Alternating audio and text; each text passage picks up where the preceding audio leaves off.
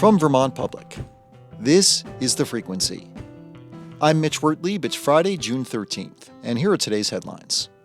House and Senate negotiators are meeting in Montpelier this week to find an elusive deal on a major education reform package. But there's no guarantee that rank-and-file lawmakers will sign off on whatever compromise their leadership delivers. Barrie City Representative Teddy Wasizak, a Democrat, says he's not sure whether the plan will lead to lower taxes for voters and better outcomes for students.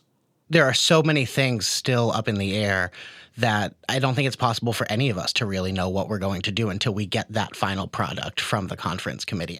An informal survey of lawmakers by Vermont Public reveals deep misgivings with the still developing reform plan. The bill would change the way Vermont schools are funded and governed. Governor Phil Scott has vetoed a bill that would have overhauled Vermont's motel voucher program. In a message to the legislature explaining his decision Wednesday, Scott argued the bill would not adequately reduce the size or cost of the emergency housing benefit. The five-term Republican has long called for the program's pandemic-era expansion to end. And the bill, H91, would have in fact dissolved the statewide motel voucher program as it currently exists. It would have given funding and decision-making power for emergency shelter to regional nonprofits. Scott's veto leaves the program operating at its status quo for the foreseeable future. Many co-op grocery stores in the region have been scrambling behind the scenes after a major supplier stopped deliveries last Friday. The company United Natural Foods experienced a cyber attack last week. Since then, stores have not been able to place orders. Hunger Mountain Food Co-op in Montpelier usually gets a delivery from the supplier every day except Sundays. Mary Mullally is the general manager there, and she says not all of their typical brands are available, but they have plenty of other options.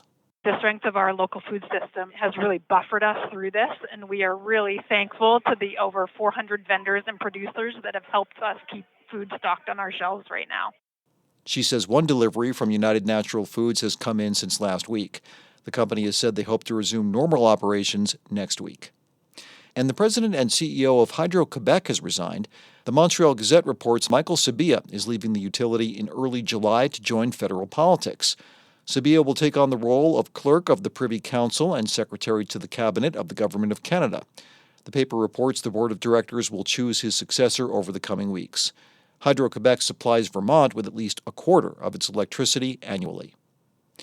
Coming up, there's an eclectic choice of after-school activities available for young people at Swanton's Recreation Commission, and it's the teens themselves that put the choices on the menu. Vermont Public's Elodie Reed takes us there after this. Thanks for listening to The Frequency, where support comes from VITA, supporting business growth and innovation in the Green Mountain State. From agriculture to manufacturing, energy to food production, find solutions that turn your business dreams into reality. Visit VEDA.org and see how VITA can help make it happen. On a side road in Swanton, sandwiched between Route 7 and a quarry, is a small, bright blue building. It's home to the town's Recreation Commission. And on a given day after school, you'll find some teenagers hanging out and overseeing activities for kids. Arts and crafts, fishing, even a paranormal investigators group. Having young people come up with programming for other young people is by design. It's part of Swanton's response to survey data showing that less than half of local high schoolers feel that they matter to people. Vermont Public's Elodie Reed recently checked in with some Swanton youth, and she has this report. At the Swanton Recreation Commission building, I meet 3 teenagers who spend a lot of time here together. My name is Julia Tinganelli, and I am 18. My name is Aiden Conley, and I'm 14. I'm Carter Kustner, and I'm 15. They do everything from leading camps to being on a local youth council to running the food booth for Little League games and the bathroom. Make sure the bathrooms are stocked. Because you didn't Tuesday night. Tuesday night? Mm-hmm. Yeah, good. No, you didn't. Alright, I'll do it. So make sure it's swept out. Yep. And you take the time to check. I know and make how sure to do they're it. filled. I know how to do it. She yelled at us a lot. We're kind of just like a giant family here. They're all like, I'm going to say younger siblings, but they'll tell you otherwise. We just always have a great time. They have a great time, giving each other a hard time, and they also volunteer to organize after-school gatherings. There's an ongoing Super Smash Bros. Tournament, a teen nutrition club, and the Dungeons & Dragons group that Carter started with a friend 3 years ago. Now we have around 4 or 5 kids coming every Friday, still playing the game. Bake all sorts of different cookies and goodies. Because we have the ice rink out there during winter. Spending their summers, school vacations, and evenings helping the community is not necessarily what Julia, Carter, and Aiden see their peers doing. Not a lot of people I know my age specifically go volunteer unless they're already a part of it. I don't know what the kids will think, over at school. I don't come out and just go talk about it to people. That part is just sticking out, doing a good job. But Carter volunteers anyway because he says, It's if I'm not gonna lead it, who else in the community would, Julia, Aiden, and Carter say they do see all their efforts making things better for Swanton and for youth like them. As much as it's definitely hard in the community for a young person to voice their opinion, I think this is such a good spot for people to learn how. There's a lot more options here for people, younger kids to speak what they want. I got closer with a lot more people, and I got to see their side of things, not just mine. What keeps me coming back is it's the relationships I have with the kids and the counselors. So it's kind of I wouldn't want to break those relationships. Carter says the people he's with while volunteering for his community, it's what makes him get out of bed each day. For Vermont Public, I'm Elodie Reed. And now here's our weekly check-in on news from the world of sports. The Boston Red Sox had Thursday night off, and the rest had to feel good after taking the rubber game of a 3-game set from one of their division rivals, the Tampa Bay Rays.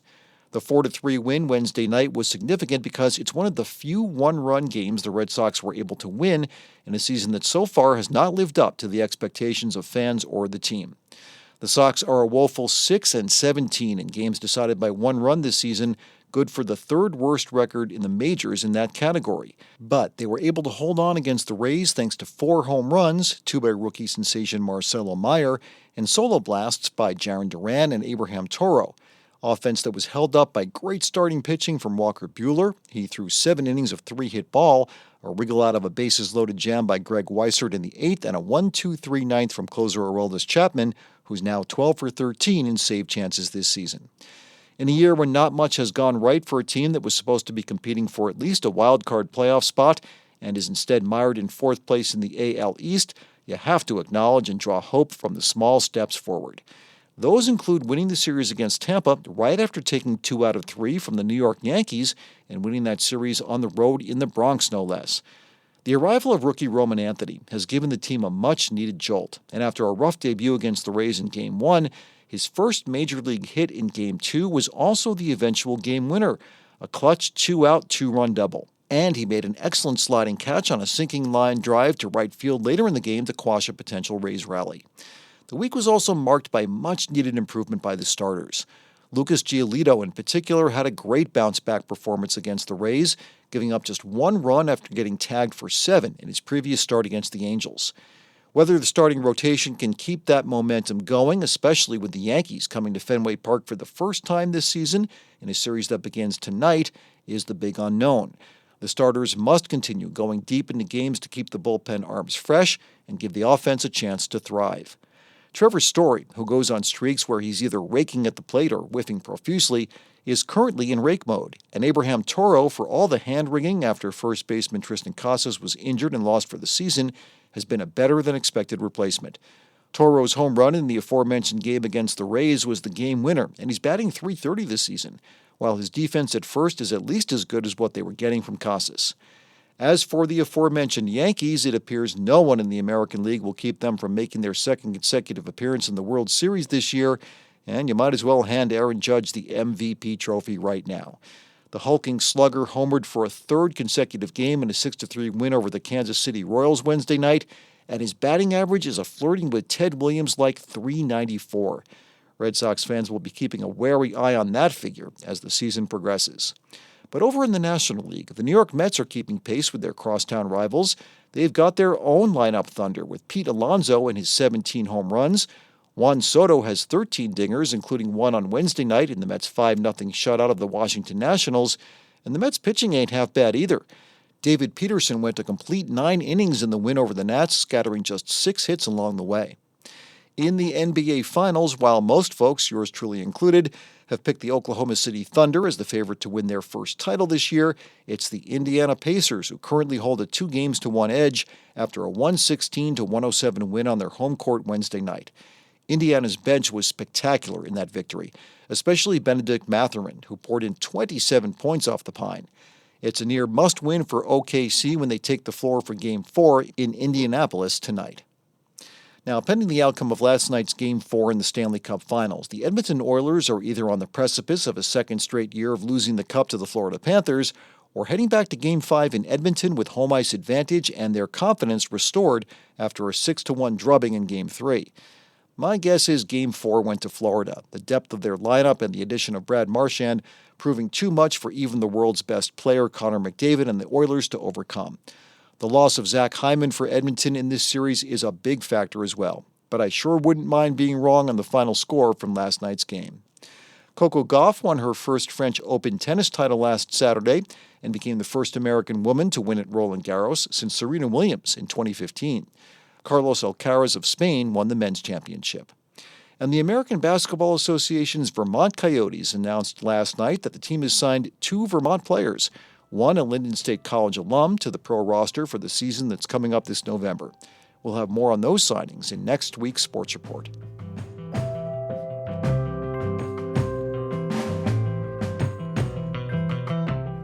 Thanks for listening to The Frequency today. We had additional reporting from Peter Hirschfeld, Carly Berlin, Lexi Krupp, and Mary Engish. Today's episode was edited by Liam Elder Connors, and our music is by Blue Dot Sessions. I'm Mitch Wertlieb. Talk to you tomorrow.